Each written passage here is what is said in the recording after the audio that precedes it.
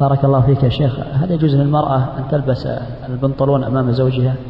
لا، لبس المرأة البنطلون حرام، يعني لا يجوز، سواء عند زوجها أو عند النساء أو في السوق، لأن ذلك تشبه بالرجال، وتشبه المرأة بالرجال موجب للعنة الله والعياذ بالله.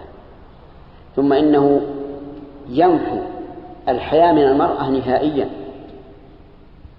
لأن المرأة إذا يعني خرجت بالبنطلون تعرف أن أفخاذها الآن أفخاذها معروفة، يعني حجمها بين واضح، فيزول عنها الحياء.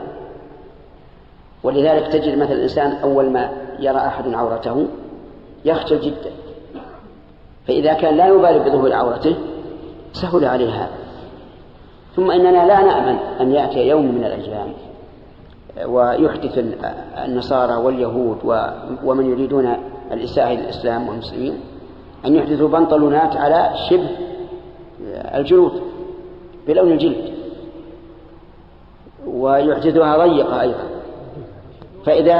فإذا لبستها المرأة صارت كأنها عريانة بالضبط، نسأل الله العافية.